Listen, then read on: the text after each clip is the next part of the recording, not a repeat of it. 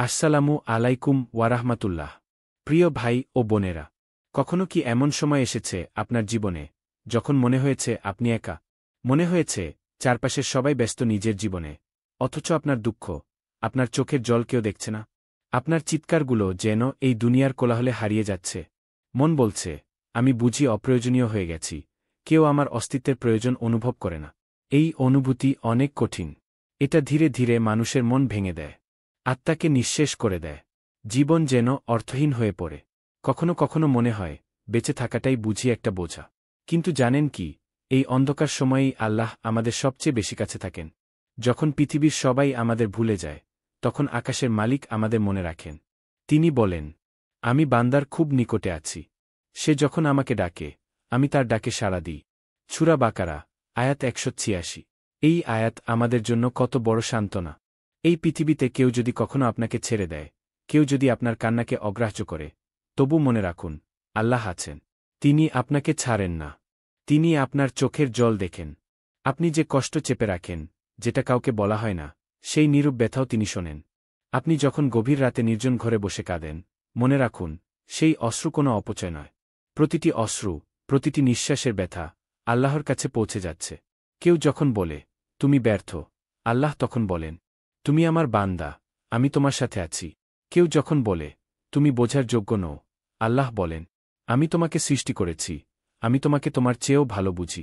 সূরা কাউফ, ১৬। তিনি এমন একজন বন্ধু, যিনি আপনার অতীত জেনেও আপনাকে ভালোবাসেন। এমন একজন প্রভু, যিনি আপনার ভাঙা মনটাকেই ভালোবাসেন, কারণ তিনি জানেন এই ভাঙনই আপনাকে তার দিকে ফিরিয়ে আনছে। জীবনে যদি কখনো এমন অনুভব হয়, আমার আর কেউ নেই, তাহলে আপনি সৌভাগ্যবান। কারণ তখনই আপনি বুঝতে পারবেন, আল্লাহ আসল সাথী। যখন কষ্ট আসে, তখন আসলে রহমত আসে। আমরা কষ্টকে শাস্তি ভাবি, কিন্তু আল্লাহ বলেন, অবশ্যই কষ্টের সঙ্গে আছে স্বস্তি। সূরা ইনশিরাহ, ৬। তিনি কখনো বলেননি কষ্টের পরে, তিনি বলেছেন সঙ্গে। মানে, আপনি কাঁদছেন, কষ্ট পাচ্ছেন, এই মুহূর্তেই আপনার রহম তো আপনার কাছে আছে। হয়তো আপনি এখনও দেখতে পাচ্ছেন না, কিন্তু অপেক্ষা করুন, সেই আলো খুব কাছেই। একজন মা যেমন নিজের সন্তানকে স্নেহে জড়িয়ে রাখেন, আল্লাহ আমাদের ঠিক তেমনি ভালোবাসেন, বরং তার ভালোবাসা আরও বেশি। প্রিয় নবী মুহাম্মদ সাল্লাল্লাহু আলাইহি ওয়াসাল্লাম বলেছেন, আল্লাহ তার বান্দার প্রতি সেই মা থেকেও বেশি দয়ালু, যে সন্তানকে নিজের বুকের মাঝে আগলে রাখে। সহিহ বুখারী। তাই ভাবুন, আপনি যখন রাতের বেলায় কাঁদছেন, ঠিক তখন আসমানের দরজায় আপনার নাম উচ্চারিত হচ্ছে। ফেরেশতারা বলছেন, হে আল্লাহ, এই বান্দার কান্না তুমি শুনো। আপনার একটি অশ্রু আল্লাহর কাছে মূল্যহীন নয়, একটিও না। এমনকি আপনি যদি নিজের দুঃখ বোঝাতে না পারেন, তবুও তিনি বোঝেন। আপনার কষ্টের পেছনে লুকানো রহস্য। আপনি যেই কষ্টটার কারণে ভেঙে পড়েছেন, জানেন কি, হয়তো সেটাই ছিল আপনার আত্মার চিকিৎসা। আপনি হয়তো কাউকে খুব ভালোবাসতেন, সে আপনাকে ছেড়ে গেল। আপনি ভেঙে পড়লেন, মনে হল সব শেষ। কিন্তু পরে আপনি দেখলেন, সেই ভালোবাসা আসলে আপনাকে আল্লাহ থেকে দূরে সরিয়ে দিচ্ছিল। তখনই আপনি ফিরে এলেন আল্লাহর কাছে। আপনি হয়তো একটি চাকরি হারালেন, অনেক আশা ছিল। কিন্তু পরে বুঝলেন, আপনার রিজিক যে জায়গায় লেখা ছিল, সেটাই আপনার জন্য বরকতময় ছিল। আল্লাহ কখনো কিছু কেটে নেন না বিনা কারণে। তিনি কাটেন, যাতে আপনাকে আরও বড় কিছু দিতে পারেন।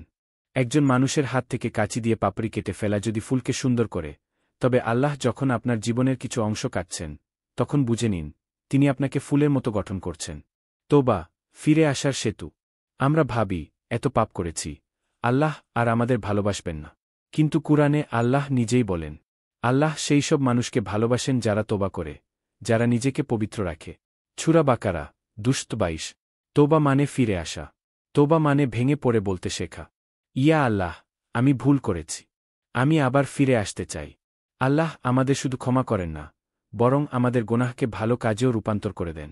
যারা তোবা করে, ঈমান আনে, ভালো কাজ করে, আল্লাহ তাদের পাপগুলো ভালো কাজে পরিবর্তন করে দেন। সূরা ফুরকান, ৭০। কি অপূর্ব প্রভু, কি মহান ক্ষমাশীল! এমন প্রভুর কাছে কিভাবে আমরা ফিরে যাই না? প্রিয় ভাই ও বোনেরা, মনে রাখবেন, রাত যত গভীর হয়, সকাল ততই কাছাকাছি আসে। আপনার চোখের অশ্রু হয়তো আজ কারো চোখে অদৃশ্য, কিন্তু আল্লাহর আরশ কাঁপে সেই অশ্রুতে। আপনার নীরব দুঃখ হয়তো কাউকে স্পর্শ করে না, কিন্তু ফেরেশতারা জানেন, আপনি কতটা ভেতরে কষ্ট নিয়ে বাঁচছেন। আল্লাহ আপনাকে কখনো ভুলে যাননি। আপনি যখন কষ্টে ছিলেন, তিনি সেখানে ছিলেন। আপনি যখন চুপ করে কাঁদছিলেন তিনি দেখছিলেন। আপনি যখন এক ফোঁটা পানিও খেতে পারছিলেন না তিনি জানতেন। আপনি ভেবেছেন আপনি একা? না। আপনি যতবার পড়ে গেছেন আল্লাহ ঠিক ততবার আপনার পাশে দাঁড়িয়েছিলেন, আপনাকে আবার দাঁড় করাতে। আপনার জীবনের এই মুহূর্তে শুধু একটি কাজ করুন। ইয়া আল্লাহ, আমি জানি আমি পাপী, কিন্তু আমি তোমার সৃষ্ট প্রাণী। আমি জানি তুমি আমাকে ভালোবাসো। আমি তোমার রহমতের জন্য আসছি। আমায় ফিরিয়ে দিও না। এই ডাকেই শুরু হবে নতুন এক অধ্যায়। এই দোয়া আপনার হৃদয়ের দরজায় আলো এনে দেবে। হয়তো এখনই না, হয়তো কাল, হয়তো এক সপ্তাহ পর, কিন্তু পরিবর্তন আসবেই, ইনশাআল্লাহ। একটি কথা সারা জীবন মনে রাখবেন, আল্লাহ কখনো তার বান্দাকে একা ফেলেন না। তিনি অপেক্ষা করেন। আপনি ফিরে আসবেন বলেই তিনি আপনাকে সুযোগ দেন, সময় দেন, বারবার কষ্ট দিয়ে মনে করিয়ে দেন, ফিরে এসো, আমি এখনো আছি। এমন কিছু সময় আসবে যখন আপনি কাউকে কাছে পাবেন না। তখন শুধু মনে রাখুন, আল্লাহই যথেষ্ট। আল্লাহ বলেন, আল্লাহ তার বান্দার জন্য যথেষ্ট। সূরা আল জুমার, আয়াত ৩৬। এই বিশ্বাস যদি আপনার হৃদয়ে গেঁথে যায়, তাহলে কেউ আপনাকে ভেঙে ফেলতে পারবে না। কারণ আপনার আশ্রয়, আপনার ভালোবাসা, আপনার ভরসা, সবকিছু আল্লাহর কাছে। তিনি আপনাকে ভুলে যাননি। তিনি আপনাকে ভালোবাসেন। তিনি চান আপনি সুখী হন, এই দুনিয়ায় এবং আখিরাতে। আপনি যদি আজ থেকে ঠিক এই কথাগুলো হৃদয়ে গেঁথে নেন, তাহলে ইনশাআল্লাহ কোনো হতাশা আপনাকে আর গ্রাস করতে পারবে না। হয়তো জীবন কঠিন হবে, হয়তো মানুষ কষ্ট দেবে, কিন্তু আপনি জানবেন আপনার পাশে এমন একজন আছেন যিনি আপনাকে কখনো ছেড়ে যাবেন না।